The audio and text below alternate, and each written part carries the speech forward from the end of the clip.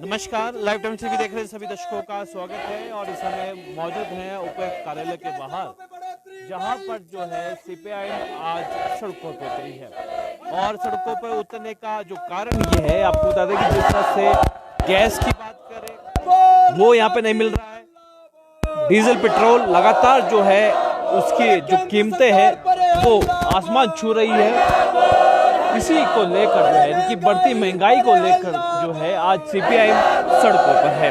और सरकार जो है, केंद्र सरकार की बात करे तो उस पर जो है खुलकर ये नारेबाजी यहाँ पर की जा रही है। तो आप बताते हैं कि बढ़ती महंगाई पर रोक लगाने की यहाँ पर बात की जा रही है और ये भी कहा जा रहा है कि महंगाई कहाँ से आई है और ये पानी की सरकार से आई है। और जो बड़े जो रसूखदार जो लोग हैं उनको हमेशा जो है सेंट्रल गवर्नमेंट जो है फायदा पहुंचाने की बात करती है और ऐसे में जो आम जनता है उसका शोषण करती है।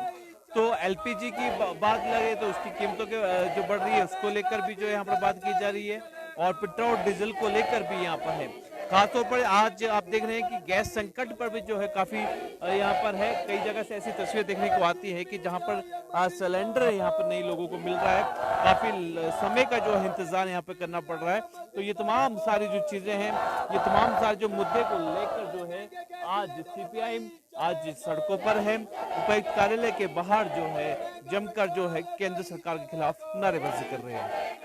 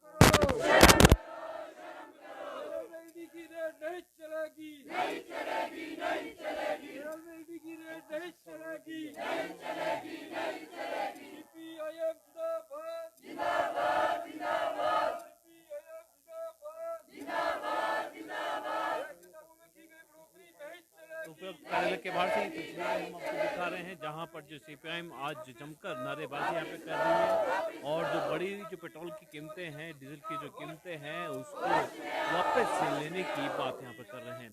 तो ये तमाम जो महंगाई को लेकर जो है यहाँ पर बात की जा रही है और ऐसे में ये महंगाई क्या वापस होगी, क्या ये नारे लगा के जो है महंगाई वापस होगी, ये पूछना काफी जरूरी है। मेहरा जी, जो है महंगाई को लेकर यहाँ पर बात की जा रही है, आपको क्या लगता है कि ये इस तरह के प्रदर्शन करके या नारे लगा के महंगाई कम होगी, किस तरह से कम होगी, आप बताइए।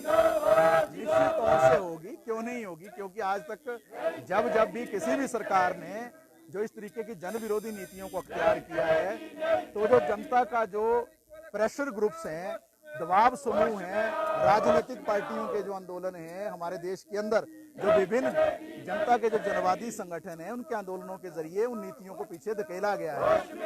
जब जो है संसद के अंदर सरकार ये तय कर ले कि उसको जो है ऐसी नीतियां अख्तियार करनी है जिससे जो है जनता पर बोझ बढ़ता ही जाएगा, तो जनता के पास क्या चॉइस है? जनता के पास तो आंदोलन की ही चॉइस है ना, क्योंकि हर जनता का हर तबका या हर व्यक्ति जो है वो संसद में या विधानसभा में चुनकर तो नहीं जाता। तो निश्चित तौर से जो आपने प्रश्न किया उसका जवाब तो यही है कि ऐसे जन आंदोलनों से ही ऐसी जो जनता की जन विरोधी नीतियां हैं, जो आज की नव उदारवादी नीतियां हैं, जो आज की अमीरों के पक्ष में नीतियां हैं, गरीबों के खिलाफ नीतियां हैं, जिससे मजदूर, किसान, छोटा मेहनतकश तबका, मिडिल क्लास पूरी तरह से प्रभावित होता है। आप बताइए, एक हफ्ते के अंदर जो आप 8 रुपए की बढ़ोतरी कर रहे हैं पेट्रोल और डीजल की कीमतों में, आप तर्क दे रहे हैं कि अमेरिका और ईरान का जो तनाव चल रहा है, तो आप बताइए आज से 10 साल पहले जब क्रूड ऑयल की कीमतें जो है $30 पर बैरल आ गई थी, तब आपने कीमतें क्यों नहीं घटाई? तब तो ऐसा चुनाव नहीं था, तब तो जनता को आपको फायदा देना चाहिए था, तब आपने नहीं दिया।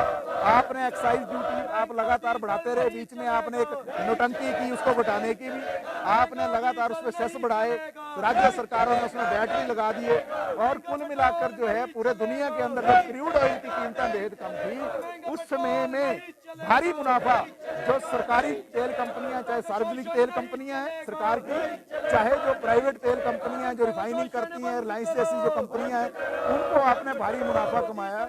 और आज आप तरह तरह के तर्क देके जो है उस अपनी जो लूट की नीति है उसको वाजिब ठहराना चाहते हैं, उसको हम कतई नहीं मानते हैं। आज के समय में हमारे देश के अंदर क्या हो रहा है जिसको समझना जरूरी है, डी इंडस्ट्रियलाइजेशन हो रहा है, उद्योगीकरण नहीं हो रहा है, नए उद्योग नहीं उस तरीके से आ रहे हैं, जो पहले है वो भी खत्म हो रहे हैं। खास तौर पर जो स्मॉल स्केल की इंडस्ट्री है, मीडियम स्केल की इंडस्ट्री है, वो खत्म हो रही है, बेरोजगारी बढ़ रही है, महंगाई बढ़ रही है, हमारे देश के अंदर जो है अनएम्प्लॉयमेंट एक भारी क्वेश्चन बन गया है। तो ऐसे समय में आपके आय के साधन तो जनता के इतने ज्यादा नहीं है कि आप कीमतें बढ़ाते जाएंगे तो उससे जो देने में सफल होंगे।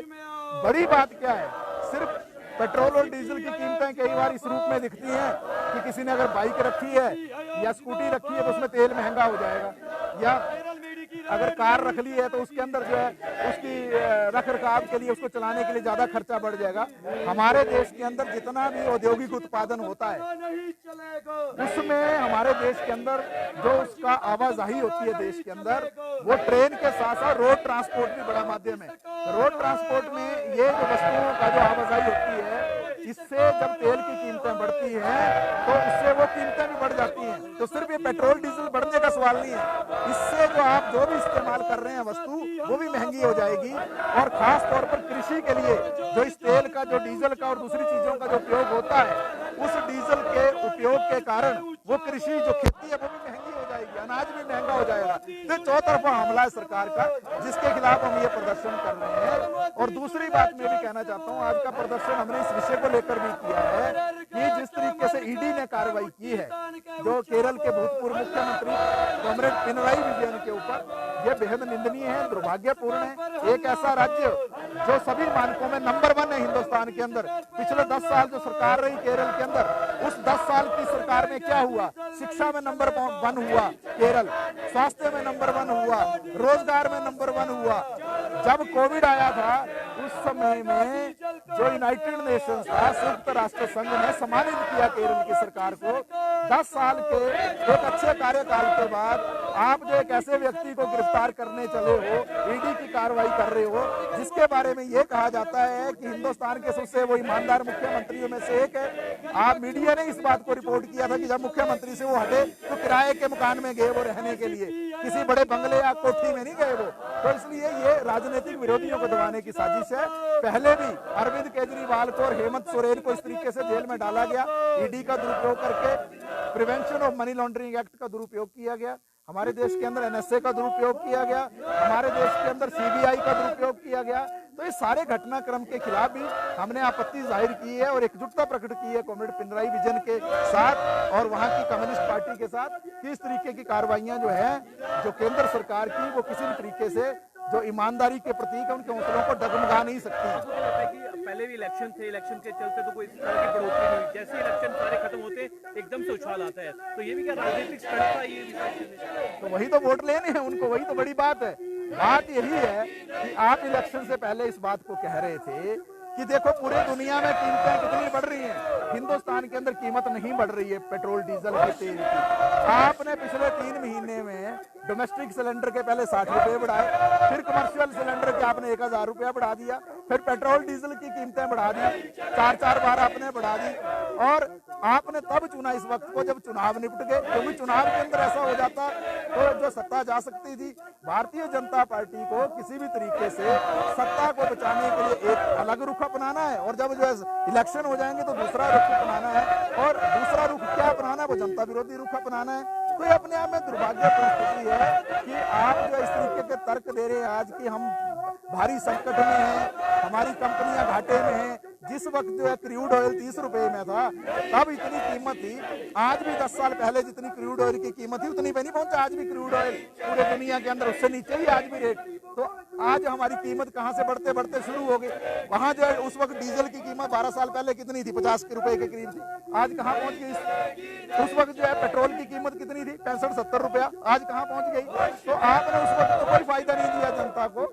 ये कुल मिलाकर जो है उनकी नव उदारवादी नीतियां जो है जो अमीरों के पक्ष में है, और आम जनता जो है गरीब है, मजदूर है, मध्यम वर्ग है, किसान है, और जनता को जो ज्यादातर हिस्सा है छोटे कारोबारी उनके खिलाफ है। और इसलिए आज हमने इस प्रदर्शन के माध्यम से सरकार को ये कहा है कि इस तरीके की नीतियां से उनको आगे नहीं बढ़ना चाहिए, और ये तमाम की तमाम जो कीमतें बढ़ाई गई है इसको वापस लेना चाहिए।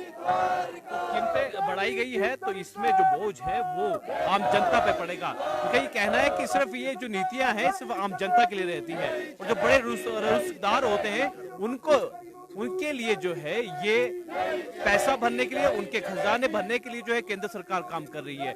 और कुल मिलाकर अगर बात करें तो कि अभी भी जो है जिस तरह से पेट्रोल डीजल के दाम लगातार बढ़ रहे हैं, इससे जो है आम जनता ही परेशान हो रही है, और आम जनता को ही जो है महंगाई का सामना करना पड़ रहा है। तो इसी को लेकर जो है आज धरना प्रदर्शन कर रहे हैं। उन्होंने कहा कि ये केंद्र की जो सरकार है ये आम लोगों के लिए बात नहीं करती है, केवल रसूखदार के लिए काम करती है। तो फिलहाल अभी इतना ही, और देखते रहिए लाइव टाइम टीवी। धन्यवाद।